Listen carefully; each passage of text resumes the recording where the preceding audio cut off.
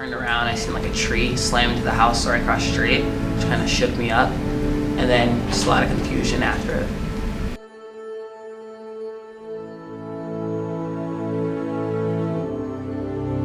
Frustrating for me as well.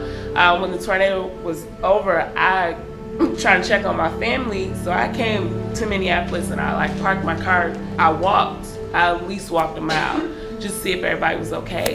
And just like the trees and people crying, and one of my frustrating pieces that happened for me is actually seeing police officers ride around with shotguns out. Like, it just felt just like, oh my gosh, we're going. I mean, I know people were looting and they had to do what they had to do to protect other people, but like, I was like, oh, it's babies out here watching guns. And another piece, when I came to work, we had to mentally prepare to talk with the young people about what happened.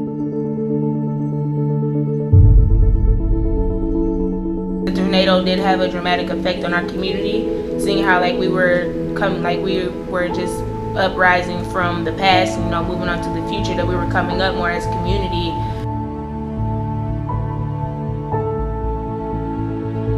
After we went through such a traumatic experience, people were actually stealing from each other. People were going into people's houses or the liquor store, stores in general, just stealing. That was frustrating.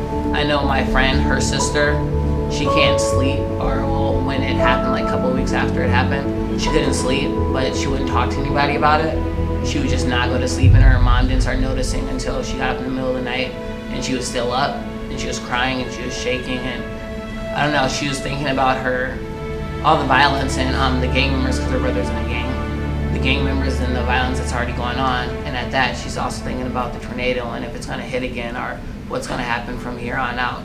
Where are we going to stay, or what am I going to eat, or any things like that.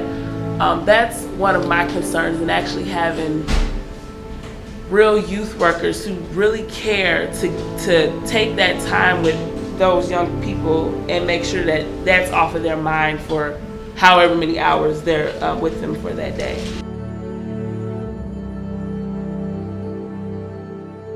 Because the house next door to us ripped in half, and the house on the other side, their roof blew off, and it was in our backyard, and we couldn't do anything, and volunteers came and helped us pick it up.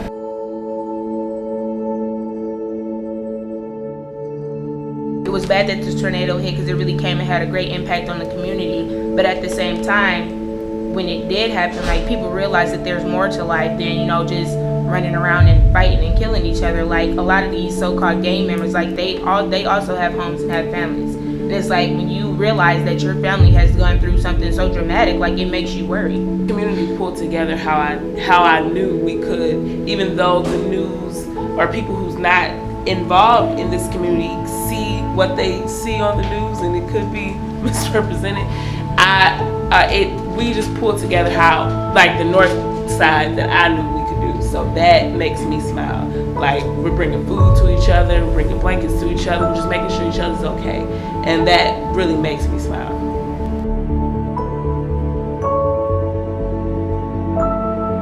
Seeing some of the youth helping and being more involved in my family mostly inspires me, because even though after I live with my grandma and 6 of my cousins that she adopted, and seeing them, because I know that they were shooken up or maybe even traumatized by it, seeing them help out and get on their feet and want to be more involved inspired me. All the organizations that came together, I know there's Fairview Park, the Y, North High School, Patrick Henry, and it's all of those places, come here if you need showers or clothes or food or resources and stuff. I'm also inspired by the youth because I work at North Community YMCA, and we're all about youth development and helping the youth, and being able to come into work every day and see a smile on their face because they feel like they can do anything that they put their mind to.